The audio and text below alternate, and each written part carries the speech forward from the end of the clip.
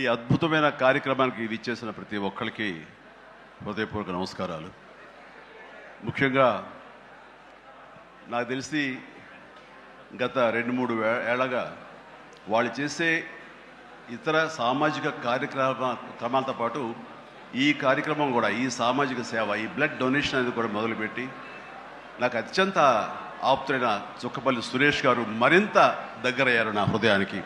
ఈ సందర్భంగా ఇంత చక్కటి కార్యక్రమం, ఇంత సేవా కార్యక్రమం చేస్తున్న నా మిత్రుడు, సోదరుడు చుక్కపల్లి సురేష్ గారికి నా హృదయపూర్వక ధన్యవాదాలు, నమస్కారాలు తెలియజేస్తున్నాను.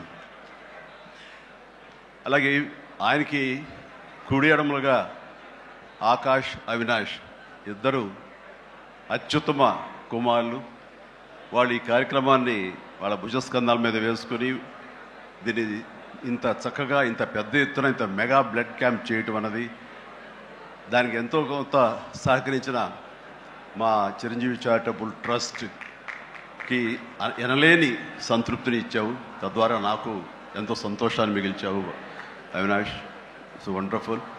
అండ్ ఈ రోజున ఇది కార్యక్రమానికి విచ్చేయటమే కాకుండా బ్లడ్ డొనేట్ చేసిన బిడ్డలాంటి తేజాకి నా హృదయపూర్వక ధన్యవాదాలు తెలియజేస్తున్నాను. And excellent. నేను అడిగింది ఫస్ట్ టైం అని కాదు, ముందు నుంచి ఇచ్చాను. సో బతికిపోయావు. లేదంటే కనుక నన్ను ఇన్స్పిరేషన్ కానీ బయట మాట్లాడుతుంటావు, ఈ బ్లడ్ డొనేషన్ దాంట్లో తీసుకోలేదేమో అనుకోను. Wonderful. Please keep rocking. And ఇక్కడ ఏడు ఇచ్చేసేటువంటి సంయుక్త గారికి, అలాగే Chiranjeevi charitable trust chief medical officer doctor Madhavi, నా చెల్లి, తనకి, అండ్ ఈ కార్యక్రమాన్ని ఇంత బాగా నిర్వర్తించడానికి పరోక్షంగా ప్రతి పురుషుడు వెనక ఒక స్త్రీ ఉండాలి, దానికి మిసెస్ సురేష్ గారికి, వారి ఇతర సిబ్బందికి నా హృదయపూర్వక ధన్యవాదాలు తెలియజేస్తూ, మరీ ముఖ్యంగా ఈ రోజు నేను మెన్షన్ చేయాల్సింది, ఇక్కడ ఈ కార్యక్రమానికి విచ్చేసి దాదాపుగా 1000 మంది సాయంత్రం లోపల బ్లడ్ డొనేట్ చేస్తుంటే రక్తదాతలకి నేను మరీ మరీ మరీ శిరస్సు వంచి నమస్కరిస్తున్నాను.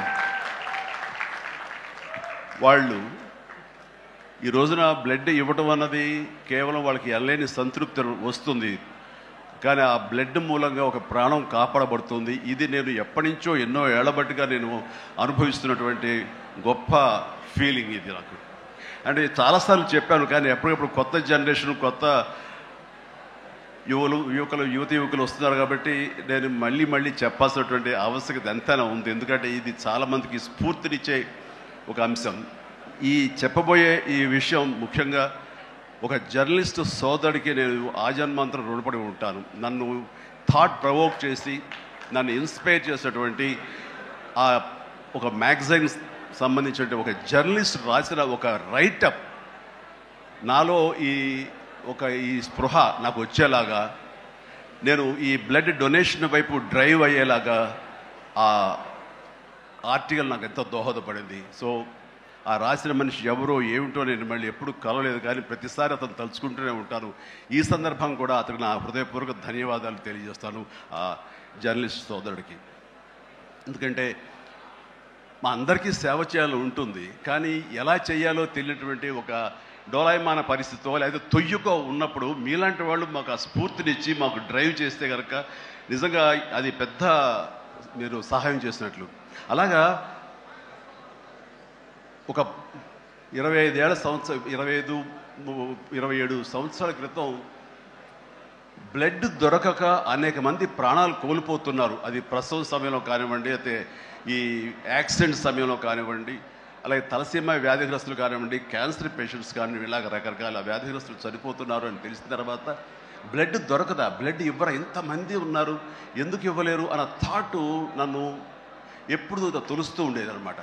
సో మన ఫ్యాన్స్ని మనం వేరే వాటికి డ్రైవ్ చేసే కంటే వేరేగా వాళ్ళని వాడుకుంటూ మన కీర్తి మరింత పైకి ఎదిగేలాగా వాడుకునే కంటే వాళ్ళని ఈ బ్లడ్ డొనేషన్ వైపు మనం మళ్లించగలిగితే కనుక, వాళ్ళు అత్యంత శక్తివంతమైన మనుషుల్ని సామాజిక సేవ వైపు మనం డ్రైవ్ చేయగలిగితే, వాళ్ళని ఛానలైజ్ చేయగలిగితే కనుక, ఆ కన్న తల్లిదండ్రులు కానీ, ఆ సొసైటీలో ఉన్నటువంటి ఇతర వ్యక్తులు కానీ ఆ సమాజంలో వాళ్ళు కానీ వాళ్ళ పట్ల ఉన్న దురభిప్రాయాలన్నీ పోగొట్టుకుని మంచి అభిప్రాయం ఏర్పడుతుంది కదా, వాళ్ళకి అల్లని సంతృప్తి వస్తుంది కదా, తద్వారా నేను కూడా ఎంతో సంతృప్తి చెందిన వాడిని అవుతాను, ఒక మంచి పని చేసినటువంటి దానికి నాంది పలికిన వాడిని అవుతానంటూ ఆ రోజు నేను ఇచ్చిన పిలుపు, నిరంతరంగా పెర్సిస్టెంట్గా ఇచ్చిన పిలుపుకి ఈ రోజున వేల మంది, లక్షల మంది ఈ రోజున ఈ కార్యక్రమాల్లో పాల్గొంటూ వస్తున్నారు. ఎనలేని సంతృప్తి పొందడమే కాదు, ఎంతోమందికి ప్రాణాలని కాపాడుతున్నారంటే కనుక అది నాకు చాలా గర్వకారణంగా ఉంది. ఇందాక తేజ సజ్జ అన్నట్లుగా ఈ బ్లడ్ డొనేషన్, రక్తదానం అనేసరికి గబుక్కని స్ఫురించే పేరు చిరంజీవి అన్నారంటే కనుక భగవంతుడు నాకు ఇచ్చిన గొప్ప అవకాశం.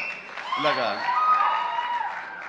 ప్రతి ఒక్కరి మధ్యలో రక్తదానం అనేసరికి నా పేరు వాళ్ళ స్ఫురణకు రావడం, నేను గుర్తు రావడం అనేది నేను ఎన్నో జన్మలు చేసిన పుణ్యఫలంగా నేను భావిస్తున్నాను. దానికి థ్యాంక్ యూ ప్రతి ఒక్కరికి. ఇక్కడ సరే ఎన్నెన్నో ఇన్సిడెంట్స్ వింటుంటాము, ఎన్నెన్నో ఇది ఆఖరి నిమిషంలో ప్రాణాలు ఎలా కాపాడబడ్డాయని వింటుంటాము. కానీ ఈ మధ్య నాకు మనసుకు అత్యంత దగ్గరగా జరిగిన ఒక ఇన్సిడెంట్ మీతో షేర్ చేసుకోవాలనిపిస్తుంది అనమాట. ఎవరో ఒక పొలిటీషియన్, సరే ఎవరికైనా సరే నేను చాలా సాఫ్ట్ టార్గెట్, ఎవరైనా ఏదో మాట అనేది ఏం పర్వాలేదు. అలాగా ఒక పొలిటీషియన్ నన్ను అకారణంగా, నేను ఇప్పుడు పాలిటిక్స్ చాలా దూరంగా ఉన్నా సరే నా గురించి ఏదో అవాకులు చవాకులు ఆయన పేలినప్పుడు ఆయన మరొక చోటకి ఏదో ఒక ముంపు ప్రాంతానికి ఆయన వెళ్ళటం జరిగింది. అక్కడ ఒక స్త్రీ, ఒక ప్రౌఢ ఆవిడ అది మిడిల్ ఏజ్ ఉంటుందేమో, మిడిల్ ఏజ్ ఆవిడ తను పట్టుకుని నానా మాటలు తిడుతుంటే, నీకు ఎలా మనసు వచ్చింది చిరంజీవిని అనడానికి, అది అని తిడుతుంటే నాకు అనిపించింది మామూలుగా మన మాస్ ఫ్యాన్ కదా ఆవిడ, చాలా గౌరవప్రదమైన కుటుంబంలో ఉన్నటువంటి మనిషిలాగా అనిపించింది గృహిణి. ఆవిడ ఎందుకు అంత ఇదిగా మాట్లాడుతుంది, ఆవిడెవరు, ఆవిడ చూస్తుంటే మామూలుగా సినిమా ఫ్యాన్ లాగానో చిరంజీవికి వీరాభిమానంగానో కాదు, ఇంకేదో ఉందంటూ నాకు అనిపించి ఆవిడ గురించి తెలుసుకోవాలని మన జర్నలిస్ట్ సోదరు ఎవరినో పంపించి తెలుసుకోవాలంటే వాళ్ళు చేసినటువంటి ఇంటర్వ్యూలో విజువల్స్ నాకు చూపించారు. ఏంటమ్మా అంత ఇదిగా, ఆయనకి వీరాభిమానం అంటే అభిమానం సినిమాభిమానం కాదయ్యా, ఆయన వ్యక్తిత్వానికి అభిమానం అంటే చెప్పినప్పుడు నా మనసు టచ్ అయింది. ఏంటమ్మా అంత ఇదిగా, ఏంటమ్మా ఆయన మీకు ఏమైనా సహాయం చేశారా, ఏం చేశారంటే సహాయం చేయటువంటి అయ్యా, నా బిడ్డ ప్రాణాలను కాపాడాడు అని అన్నప్పుడు, ఏ విధంగా ఏంటి అని అన్నప్పుడు, నా బిడ్డకి రాజమండ్రిలో దగ్గర ఒక పల్లెటూరిది, రాజమండ్రిలో కానీ కాకినాడలో కానీ నా బిడ్డకి ప్లేట్లెట్స్, డెంగ్యూ వచ్చేసి ప్లేట్లెట్స్ బాగా డౌన్ అయినప్పుడు వితిన్ అవర్స్ నా బిడ్డ కనుక ప్లేట్లెట్స్ సమయానికి అందకపోయి ఉంటే కనుక వాడు ఏమైపోయాడు, పాటిగా దూరం అయిపోయేవాడు. అంటే ఒక 8 ఏళ్ల బాలుని అబ్బాయిని పిలిచి పక్కన కూర్చోబెట్టుకుని ఆ తల్లి చెప్తోంది, మరి ఎవరో చెప్పారు చిరంజీవికి ఫోన్ చేయపోయావు, నేనేంటి చిరంజీవి ఫోన్ చేయటువంటి, ఎక్కడి నుంచి చేయగలను, ఆయన ఎక్కడో ఉంటాడు, ఎలా చేయాలి ఫోన్ అని తెలియని పరిస్థితుల్లో, లేదమ్మా బ్లడ్ బ్యాంక్ చేయి, వాళ్ళు ఖచ్చితంగా ఎత్తుతారు ఫోను, నీకు కాల్ సహాయం చేస్తారంటే, వాళ్ళు గంటల్లో కావాలి, అది ఎక్కడో ఉంది హైదరాబాద్లో, ఎలాగొస్తుందో అనుకున్నాను. కానీ అయినా సరే ఎక్కడో ఆశ చావక ఫోన్ చేయడం జరిగింది. ఫోన్ చేసిన తర్వాత అక్కడ స్పందించి అక్కడ సిబ్బంది వెంటనే రాజమండ్రి పరిసర ప్రాంతాల్లో ఉన్న అభిమానులు, ఆ బ్లడ్ గ్రూప్ ఎవరికైతే ఉందో అభిమానుల్ని వెంటనే పంపించేయడం ఏంటి, అవర్స్లో వాళ్ళు హాస్పిటల్కి, నియరెస్ట్ హాస్పిటల్కి వెళ్ళి బ్లడ్ ఇవ్వటం ఏంటి, దాని నుంచి ప్లేట్లెట్స్ వేరు చేయటువంటి, ఆ బిడ్డకి ఎక్కించడం ఏంటి, తెల్లారిసరికి ఆ బిడ్డ మళ్ళీ తిరిగి ఎంతో ప్రాణాలతో బతికాడు. ఇది ఈడనయ్యేవాడు. ఆయన కనుక సమయానికి చేయకపోయి ఉంటే నా బిడ్డ ఏమైపోయాడు. అలాంటి మనుషుల ఈ తుచ్చులు నీచులు కలిసిందని మాట్లాడతారు. వాడిని నాకు సరిపోలేదు, దగ్గరికి వెళ్ళి ఏమి చేసేదాన్ని అని చెప్పేసి అప్పుడు అంటుంటే చాలామంది అంటారు, ఎవరిని మిమ్మల్ని ఇలా అటాక్ చేస్తుంటారు సోషల్ మీడియాలో మాట్లాడుతుంటారు, మీరేం మాట్లాడరు ఏంటని. నాకు నేను చేసినటువంటి మంచి కార్యక్రమాలు, నేను పొందినటువంటి ప్రేమ, అభిమానం, ఇదే నాకు రక్షణ కవచం. నేను మాట్లాడక్కర్లా, నేను చేసుకున్న మంచి మాట్లాడుతున్నట్టు నేను అలాగే అంటుంటాను, ఇది సత్యం. సో ఆ తర్వాత మళ్ళీ ఆ సదరు రాజకీయ నాయకుడు మళ్ళీ ఎక్కడా మాట్లాడేది నాకైతే వినపడలేదు. అంటే వాళ్ళకు కూడా మనసు ఉంటుంది కదా, వాళ్ళకి ఒక అంతరాత్మ ఉంటుంది కదా, వాళ్ళకి తెలుసు. ఇంటికి వెళ్ళేసరికి ఆయన అంతరాత్మ చెప్పబోయిన ఇంట్లో వైఫ్ అని చెప్పుద్ది, ఏంటి చెప్పు నోరు అని. సో ఇలా ఉంటుంది అన్నట్టు వాళ్ళ ఇది. సో మనం మాట్లాడక్కర్లేదు, మనం చేసుకుంటూ వెళ్ళిపోతూ ఉంటే కనుక ఎవరైతే ఇలాంటి రాతలు కానీ చేతలు కానీ మాటలు అంటారో వాళ్ళకి అదే సమాధానం. అందుకని నేను ఎప్పుడు దేనికి స్పందించను, అవసరం నాకు లేదు. మంచి చేసుకెళ్ళిపోవటమే, ఇలా మంచి చేసేటువంటి మాలాంటి తమ్ముళ్ళకి నేను సహాయంగా నేను ఉండటమే తప్ప ఇంకోటేం కాదు. అండ్ అనుకూలమైన ఇక థ్యాంక్ యూ.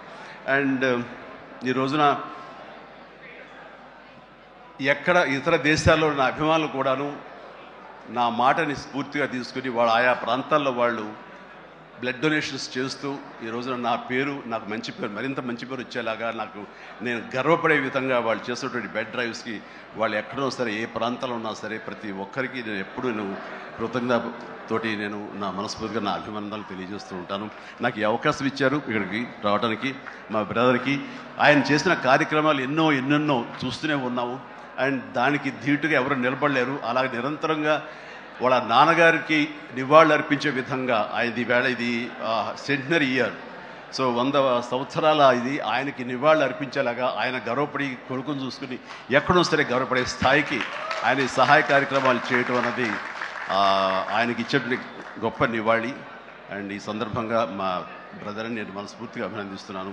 అండ్ ఇలాంటి కార్యక్రమాలు ఎప్పుడు చేసినా సరే నన్ను పిలవండి, మీకు అందుబాటులో ఉంటాను, అందరూ కలిసి చేద్దాం. అండ్ ఫ్యూచర్లో మీరు ఎక్కడ ఏం చేసినా సరే మంచి కార్యక్రమాలు నాకు అవకాశం ఇవ్వండి, మీతోనే ఉంటాను. And thank you everybody. నమస్తే, థ్యాంక్ యూ. డాడీకి మీరు సర్టిఫికేట్ ఇస్తారా? ఓకే. అండ్ నెక్స్ట్ ఇంకొక